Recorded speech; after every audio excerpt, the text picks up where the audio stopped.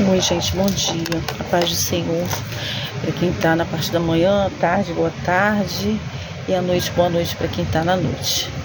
Me repara aqui que eu cheguei da academia agora. Eu fiz o meu devocional.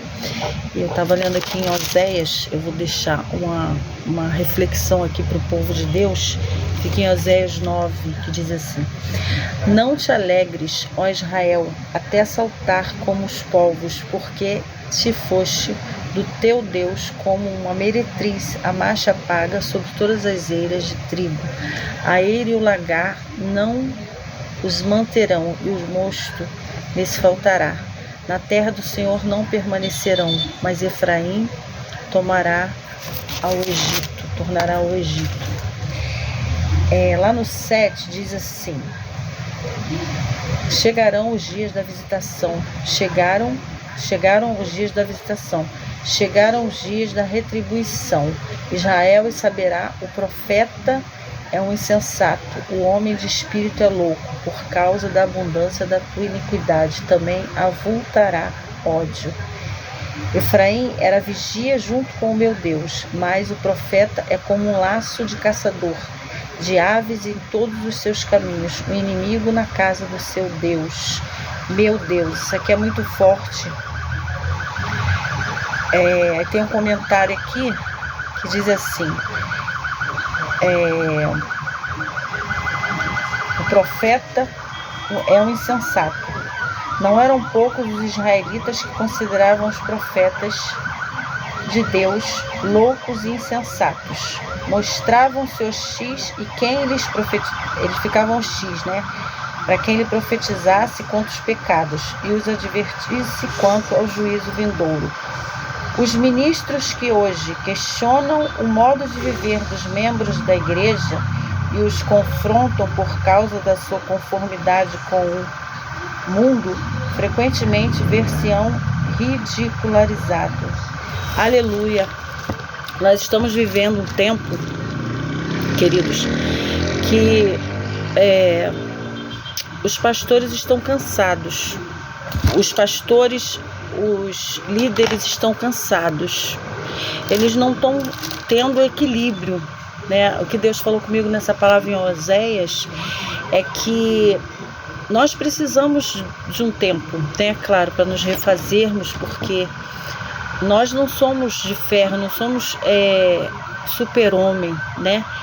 Eu, muitas das vezes, sempre questiono por que os pastores não procuram ajuda, por que os líderes não procuram ajuda, porque fica muito pesado um pastor levar uma igreja, e a igreja ela percebe quando o pastor precisa de ajuda, a igreja ela percebe quando o líder está passando por um processo difícil.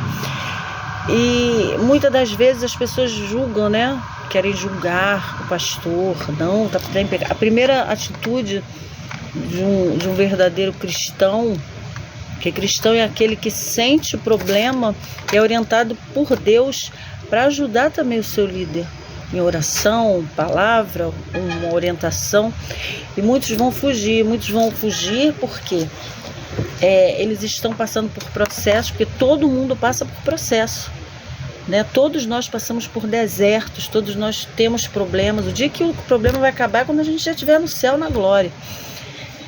Então as pessoas não querem ter o trabalho de ter empatia, de orar pelo seu pastor, de orar pelo seu líder, de carregar junto com ele o problema. Moisés estava cansado, cara. Moisés estava lá, e Jetro chegou nele e falou: bota 70 aí.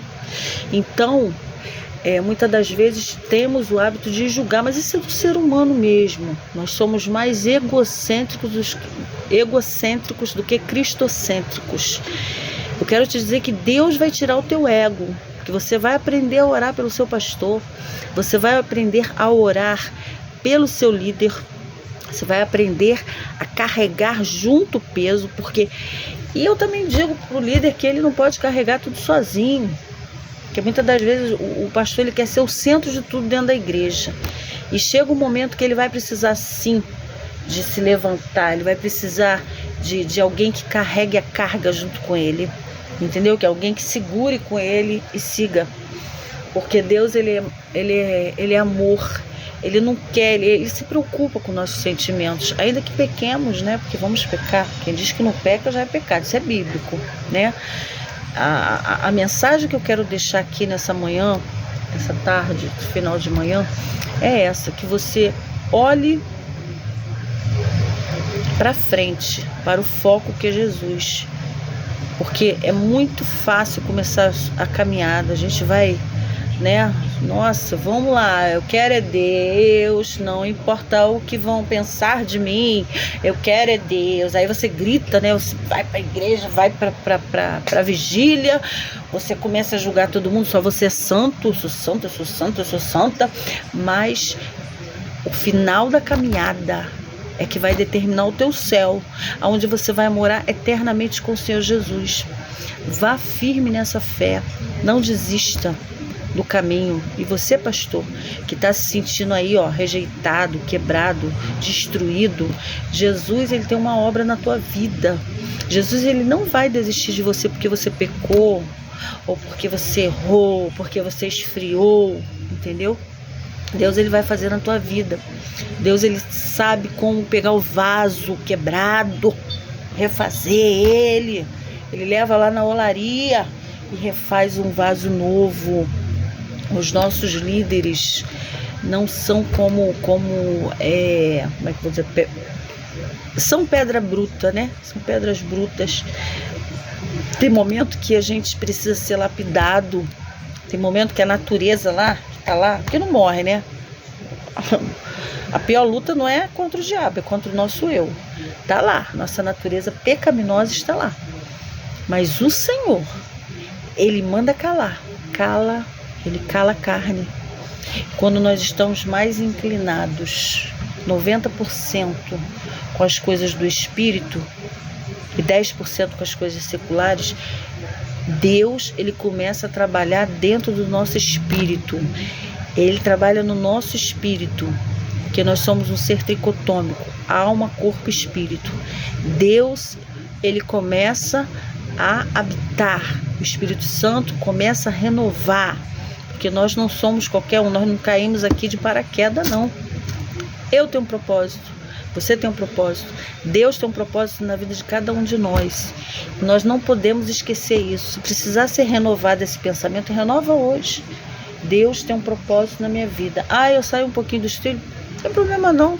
Daqui a pouco você entra pro trilho de novo. Sabe por quê? Porque você é humano. Sabe por que está acontecendo tudo isso com você? Porque você está vivo. Amém? Então eu quero deixar essa breve reflexão para a tua vida.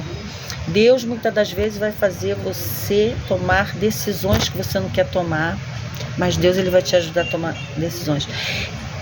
Você vai ter que liberar perdão para pessoas que você não quer liberar, mas Deus, ele vai te dar força para você tomar, meu filho, para você liberar perdão, porque o ser humano, ele é movido pelo Espírito Santo, aquele que aceita Jesus como Salvador. Nós somos filhos por adoção, a Bíblia fala sobre isso. Nós somos todos criaturas de Deus, mas nós somos feitos filhos de Deus através da aceitação, né? Quando você aceita, como fala lá em João 14, se você crer e for batizado, será salvo. Você não foi ninguém que te escolheu, Jesus te escolheu.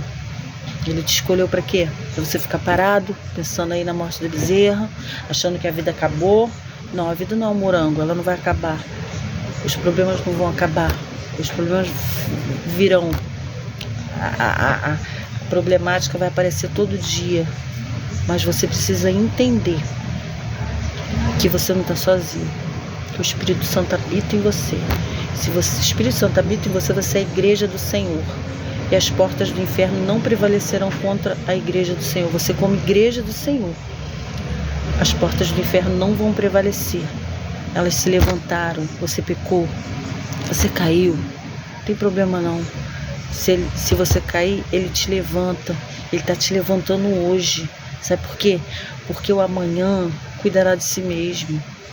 Você precisa entender o que Deus está falando contigo hoje. Se levanta, não dá tempo para ficar sentado, não dá tempo para dizer que eu vou ficar fora, não. É na caminhada, é no desespero, é nas ofensas.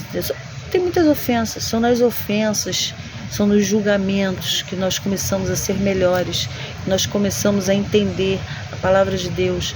Muitas das vezes somos muitos formais, né, nas nossas orações.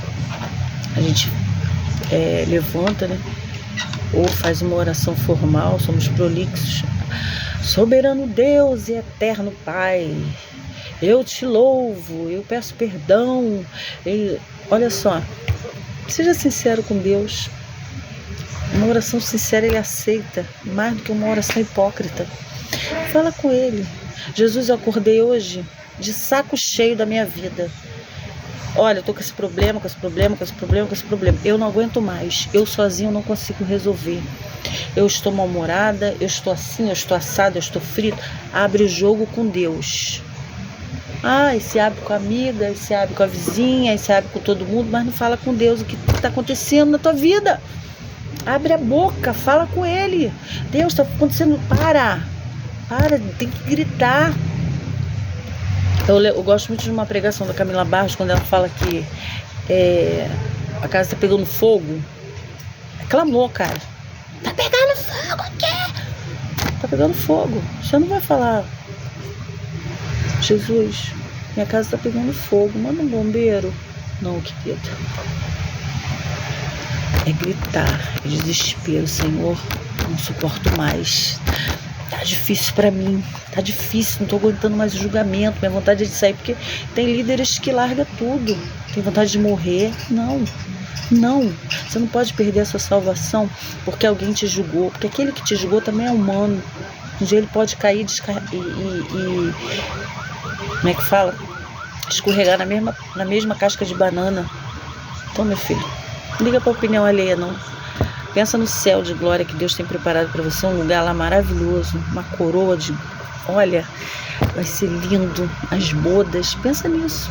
Pensa que Jesus vai estar lá nos servindo na boda. É isso aí. Por isso que eu gosto muito de louvar, de cantar. Tem um louvor até que veio aqui. Eu esqueci agora de falar. Eu esqueci agora do louvor. Ele vem brilhando como o sol, andando sobre as nuvens. A trombeta eu posso ouvir, um grande coral, olha isso, cantando uma canção, dizendo que já vem a salvação. Ele vem. Fica firme até lá. Pega na mão do teu irmão, não julga ele não. Pega na mão da sua ovelha, pega na mão do seu pastor. Pra gente subir junto. Todos juntos. Um beijo grande. E a paz do Senhor.